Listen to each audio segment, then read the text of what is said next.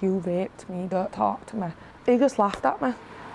She walked in and I'm touching me and then told her to get out, so she did leave. I didn't think I was ever going to be seen again. I was absolutely terrified.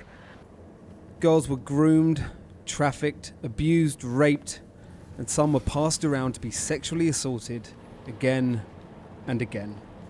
Now, finally, 7 years later and after 11 months of court cases, this gang of 20 men are in prison for what they did. The last 4 of them sentenced today. Mohammed Akram, 17 years for the trafficking and rape of 2 girls. Niaz Ahmed, 5 years for inciting a child to commit a sexual offence and sexual assault. Mohammed Imran Ibra, 3 years for trafficking and actual bodily harm. And Asif Bashir, 11 years for rape and attempted rape. Many of the details of what these men did to their victims are so disturbing, we simply can't report them. In summing up today, the judge said it's likely that these girls will never recover from the abuse they have suffered. The way you treated them defies understanding, and yet, he went on to say, none of you have expressed any remorse for what you did. Between 2004 and 2011, this gang of 20 roamed Huddersfield searching for vulnerable girls, children, some as young as 11, to befriend, then ply with drink, drugs, and eventually abuse. Girls like Lucy. It's not her real name. She was first approached at 13, and at 15, this happened. Some of them had touched you and stuff like that, but it was the night that it actually happened, the night I got raped. I couldn't remember because I was sober when I went there. The girl took me there, who introduced me to him, and left me at the house, and I took one drink and I couldn't remember now else. But they all had videos and they had all sorts of me. But the only reason I knew was because the next day I woke up with no clothes on in the guy's bed in his house. How did that feel? That must have been terrifying. I just acted normal because I didn't want him to think she's going to go to the police or she's going to go tell someone. So I just got home, asked for my clothes, walked out and just cried really. Got home, bathed myself in bleach. Just felt dirty really. Just absolutely dirty. I got locked in a car once. Basically, like, he locked me in the car and was asking me to do stuff. I didn't think I was ever going to be seen again. I was absolutely terrified. Lucy's ordeal that night wasn't unique. The moors overlooking Huddersfield became a dumping ground for girls who dared to answer back. Throughout the 3 trials of these 20 men, girls told repeatedly of being beaten and left here in the dead of night, alone, cold, and terrified. Kate, again not her real name, only found out what happened to her in court from the evidence of another girl, because she was unconscious when it happened. It's marked her entire life since. Made a lot of sense because then like relationships I'd have to hang around with all them lot, they've just like been abusive and stuff like that as well. Relationships afterwards have been abusive. Has the relationships you've had afterwards been affected by the relationships by what happened to you? Yeah, because I was in a few domestic violence relationships as well, and I just thought it was normal. There is an uncomfortable question surrounding this case, the question of race. The majority of these men are British Pakistanis. The Pakistani community here say they're disgusted by what these men did.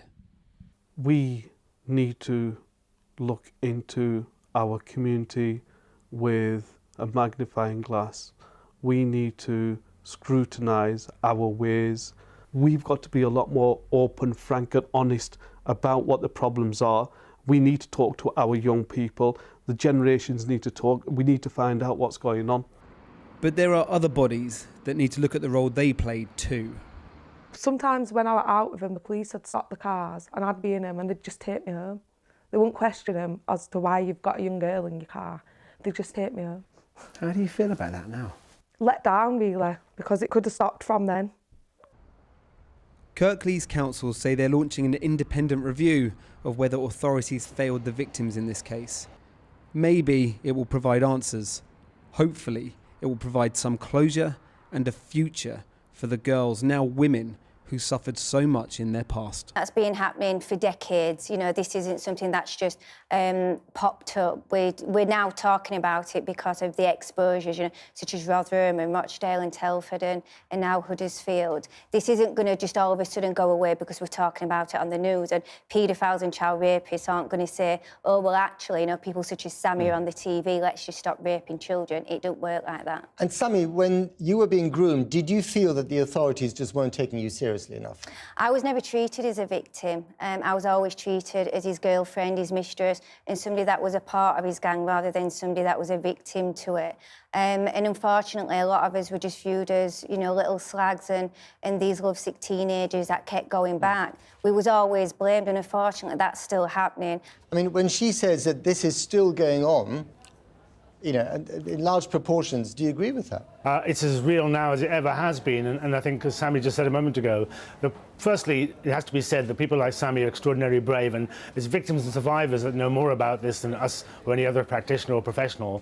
But what they will tell you is that we've been incompetent in the past, and what we are now seeing is, in effect, a reckoning. We're getting substantially better at dealing with these types of cases, but we are still at the tip of the iceberg. Why, considering everything that we know now, everything that we've learned over recent years, over these painful trials that people like Sammy have had to witness, it's still going on? Well, the offenders, as Sammy's already identified, will do it anyway. They think they can get away with it, they'll carry on doing it. It's second nature to them. For the professionals... What do you mean by second nature to them? They enjoy it, they'll carry on doing it, they'll find somebody vulnerable that they can groom and sexually abuse, and unless we step in, they'll carry on doing that. So that's the reality that we're dealing with. But when it comes to what the professionals are doing, some of it is resources. You know, there's been a substantial reduction in the children's services and policing, etc., etc. The victims of this type of behaviour don't walk into a police station invariably and say, look, I am being sexually abused. So you have to go out and seek them. You have to build trust and confidence to encourage them to come forward. You've got to give them lifetime support after they do come forward. And I can assure you there are too many organisations, too many institutions that are not prepared to do that. To what extent is the community from which the vast majority of the men doing this, to blame? And we're talking about Pakistani British men. Matt, criminality begins and ends with a criminal. Let's start with that. And we all know that most sex offenders in this country are British white men. But when it comes to this type of model of grooming, street grooming, yes, British Pakistani men are disproportionately involved. And yes, there's great work going on. I'm sure Sammy's seen it. I've seen some great work happening up and down the country to try and engage with young people and young men to try and ensure that groomers of the future don't result, and also that they are able to identify those who are committing these crimes right now and refer it to the police. But it is still work in progress, and I'm always concerned, to be frank, that once the circus has left town, once this case has been dealt with, it goes quiet. Nobody does anything in the community, nobody does anything in terms of professionals as well. Right. And then something else happens, suddenly they become excited, then they go away again. You have to do this relentlessly. It's like Groundhog Day. I feel like I'm in constant Groundhog Day. So we'll hear something on the news, we'll all make a big buzz about it, and then it all goes away, and a few months later we'll keep doing it. One of the causes of why this was allowed to flourish in the past was the sensitivities given the ethnic identities of many of the perpetrators. Yeah. Is that still the case?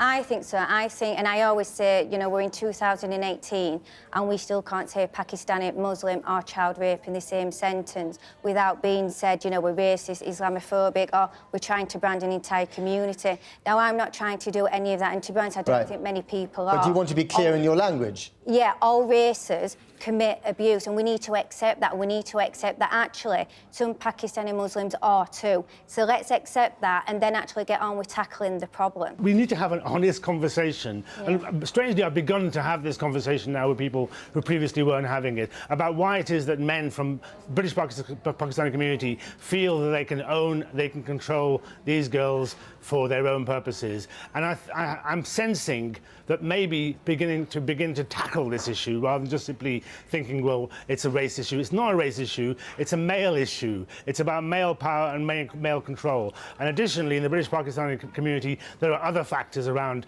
no relationship education, around loose networks, around the nighttime economy, etc., etc. But unless we have an honest conversation about it, it'll carry on happening. Is there a danger that if we're not absolutely clear what we're talking about here, if we're not honest with each other, that this debate can be hijacked, especially by the extreme right?